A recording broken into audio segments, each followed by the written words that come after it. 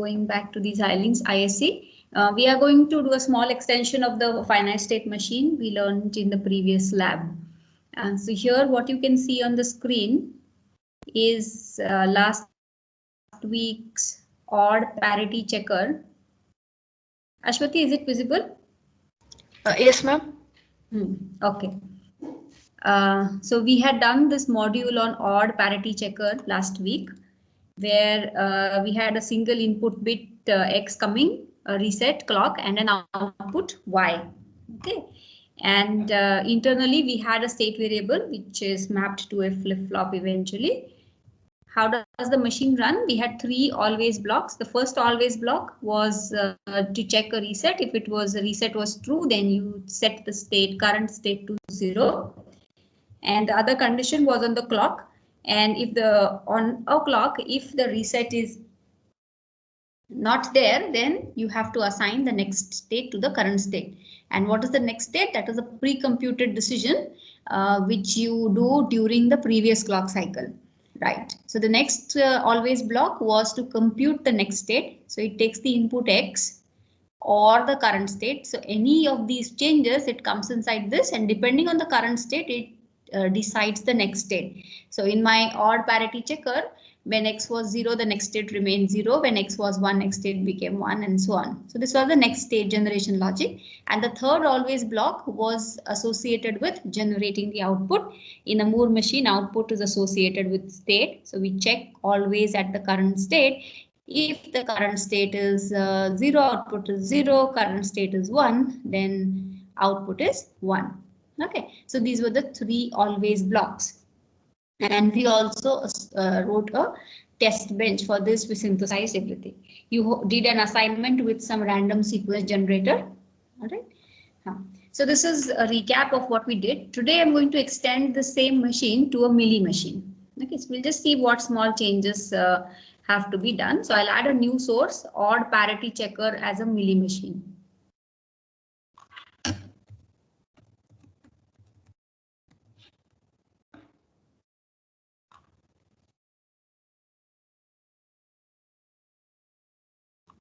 I'm leaving everything empty because I'm copying the other file. I'll move to copy here.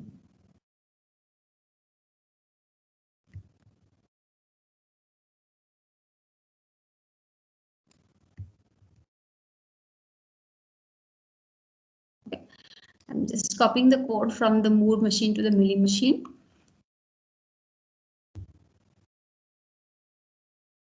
And next we'll see what changes we need to do.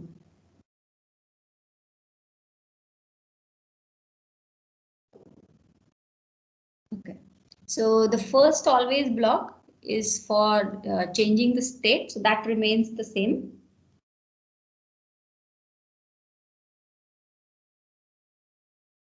The next always block is for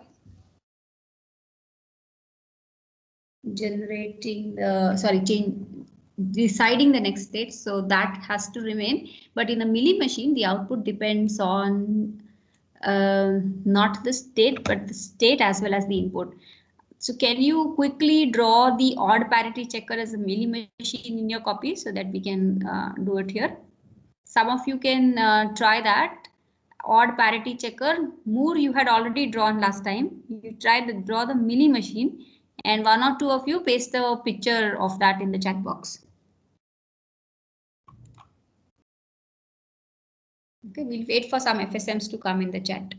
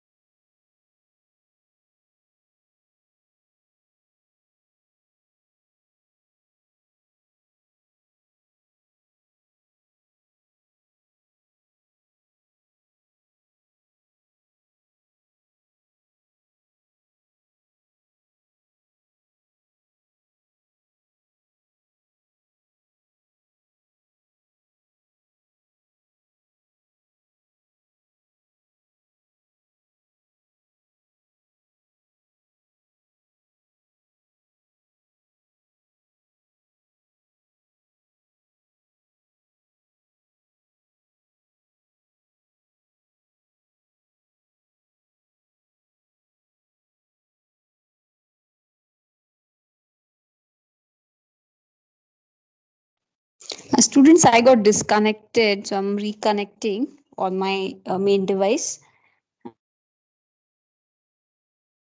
Them in the chat box. I'm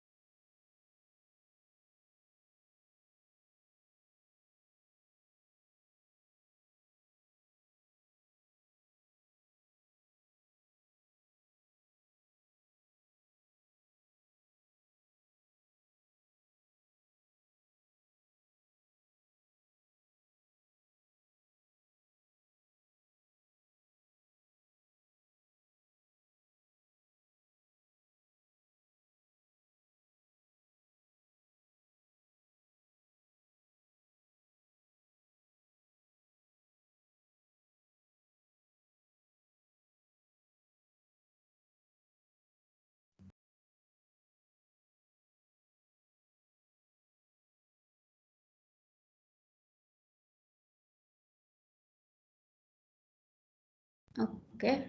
So let me see the chat box.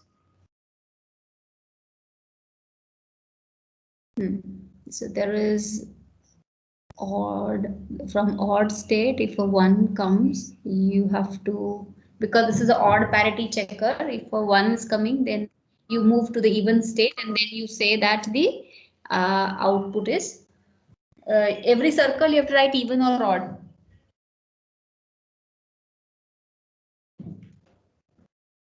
Okay, those who are attempting in within the state, you name that state so that we understand what is happening.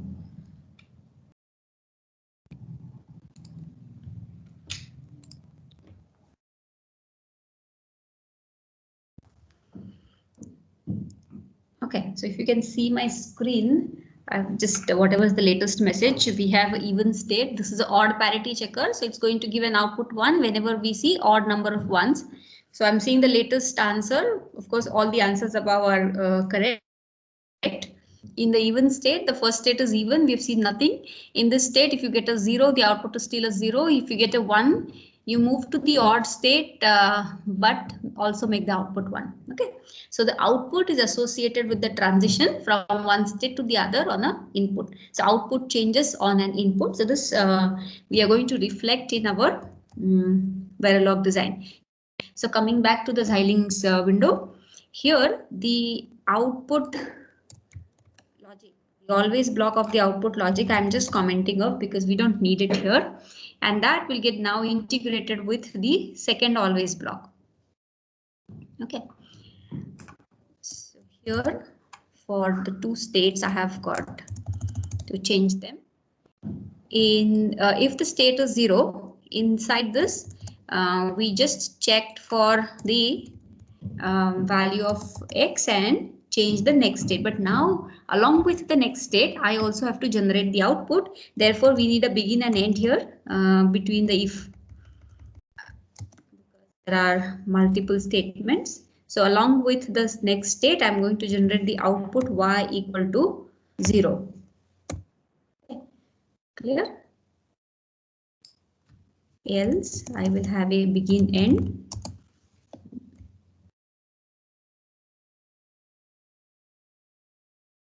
That's the only change. If x is equal to 0, make next state equal to 0 as well as output equal to 0. So do the both things in the same if statement.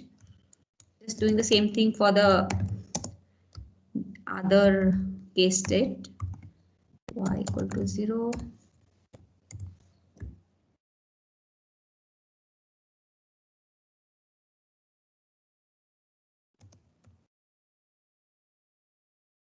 All right. So that's the change in the milling for the milling machine. Generate next state and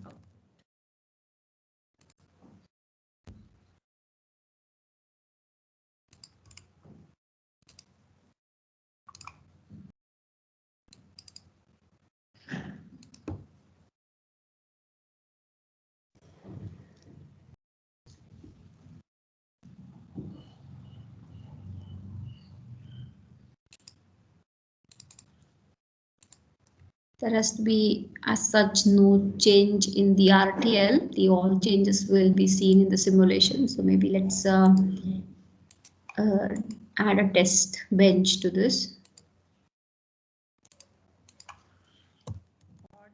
Parity milli test.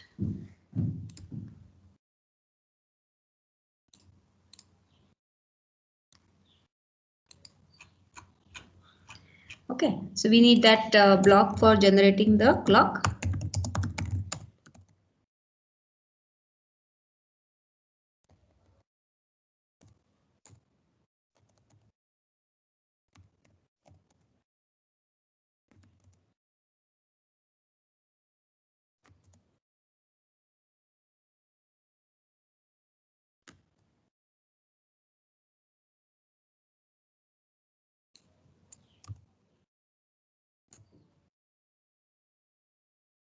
So I don't remember. Just get some random sequence here.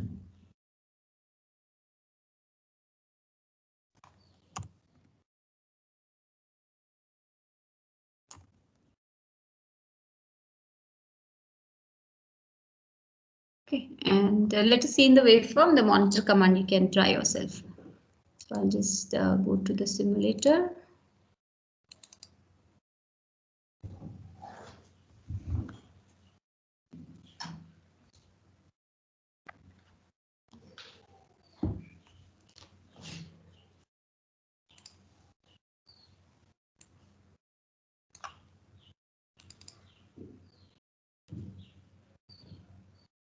All right. So the bottom one is the clock, and we haven't done any reset.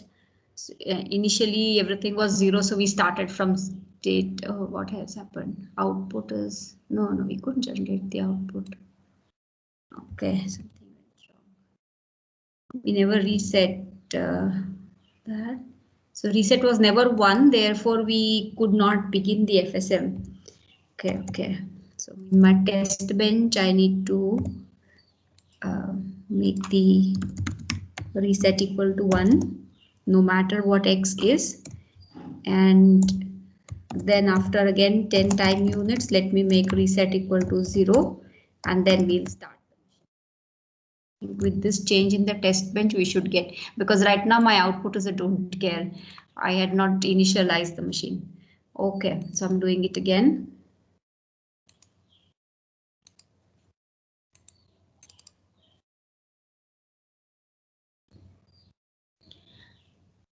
Okay, right now we have some output.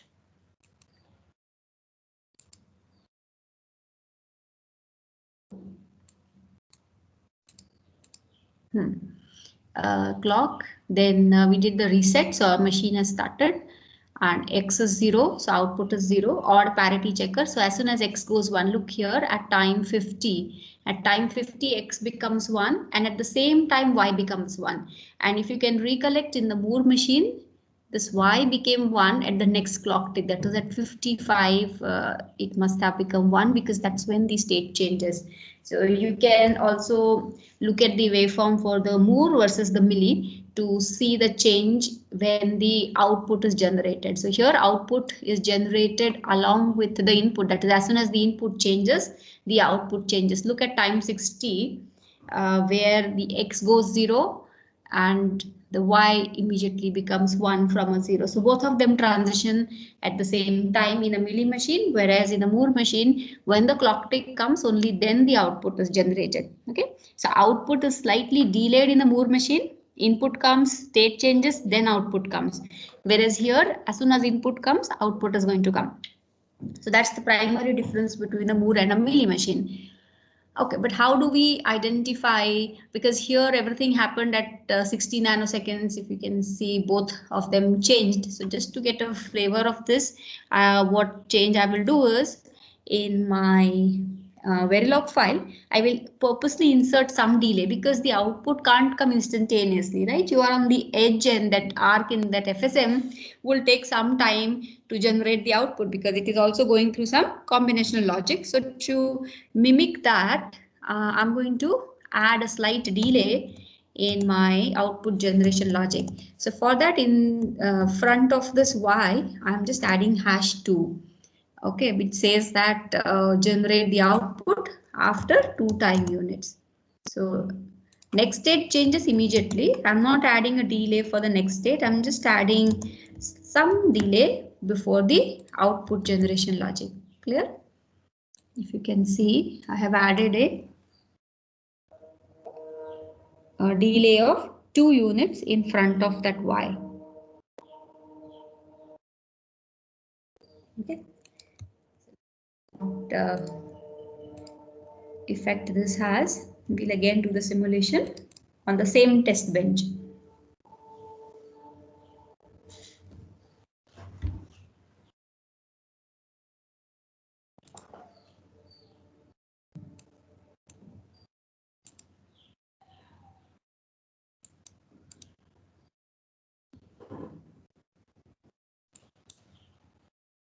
Expand it a little bit more so that you can see the.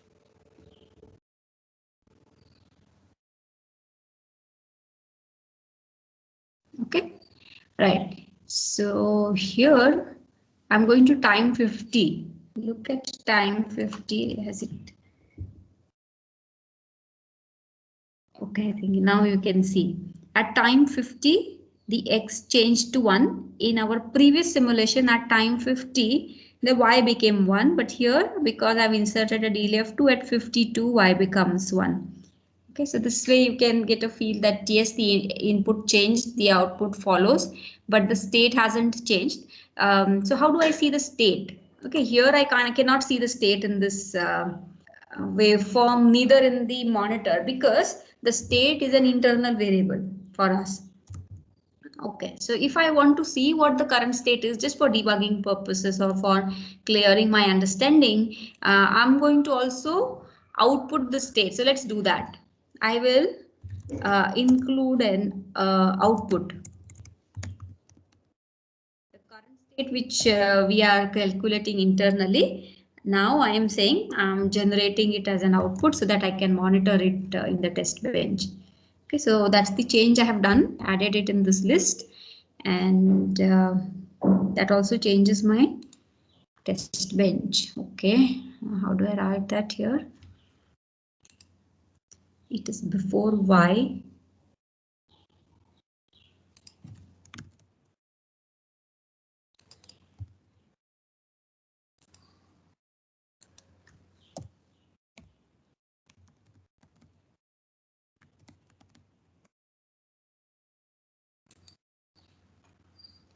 Okay, I think that should be fine.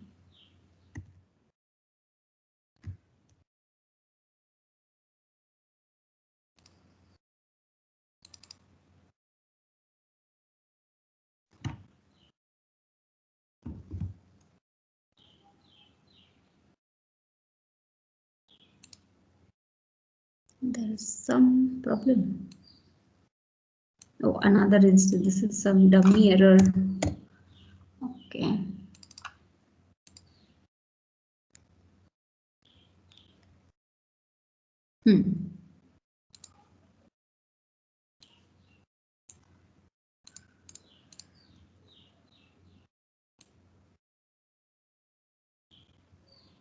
Okay, now you can also, in this waveform, you will be able to see the state changes. Okay, at time 10, nothing happens because even if the input has come, the state only changes at positive edge of the clock. So positive edge of clock is at 15. So at 15, because it is reset, of course, the state has to get go to 0. So state is 0. At positive edge of clock, no change happens because state remains 0. So let us directly go when the input changes. So input changed. When clock was negative, input became 1. So I'm still not sampling the input. So the state transition computation happens, but the state changes at 55. At 50, input changed. So our always block would have computed the next state and it starts generating the output. So at 52, the output becomes 1. and it is expected that the state changes to 1, but the state change will happen only when clock becomes 1, that is at 55. Okay, so this is how you have to read this. So you can include the state also as part of the output to see that if you see here in the waveform, the Y and the current state, both of them, the Y happens before the state changes, whereas in a Moore machine, both of them would change at 55.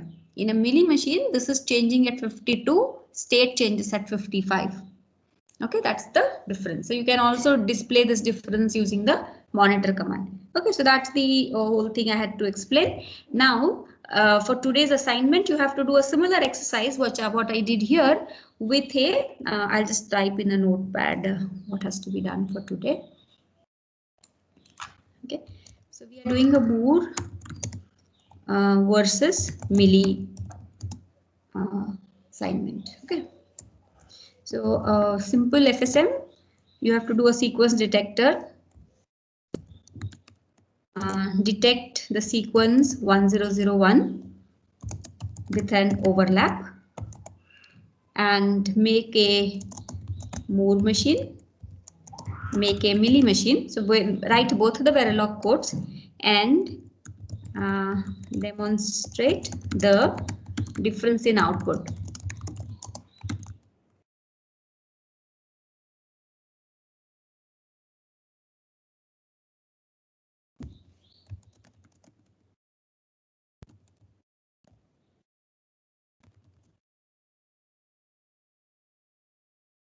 Demonstrate the difference in the output generation timing in the waveform as well as in the monitor command. So that's the first, and the second part is just to add a delay. Add a small delay.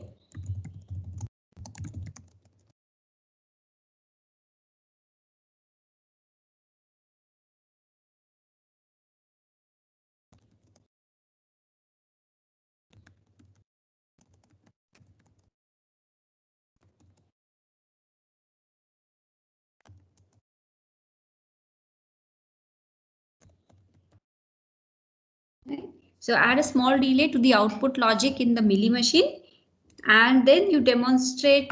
For demonstrating this, you can keep screenshots of the previous waveform because you cannot have both of them at the same time, or you can store the output of the monitor in some notepad and then show them side by side. Okay, so in the part 1, you have to show the difference between Moore and Milli. And in part 2, you have to show the difference between Milli versus delayed Milli. So delayed Milli is just not a standard term. I have just coined that term that the output is generated after some time. Okay, so part 1 is Moore versus Milli. So this is Moore versus Milli, and the second is Milli versus delayed Milli. Okay, so you can timing. If we start right now, the FSM is very easier than the previous one. Suppose we start at 340. You should be done with this by 4 and then start showing that. And the second one is just a small change in the code, so it won't take much time. So suppose the second you start at 4, you should be done by 4:15, I would say. Just you have to add #2 and generate the waveforms. Okay. So if you follow this timing, you should be done by 5 or 5:30 with the Viva. All right. Any doubts you have? I will paste this in the chat box. So today is lab 5, right? Sorry, or I can say assignment 5. Because the lab numbers and assignment numbers don't match. So this is the assignment number 5. Which you have to do now. If you have any questions, you can ask, or you can end this meeting and start with your work. Okay, so I will paste this in the chat box. If you have any questions, you can ask. I have, let me stop the recording.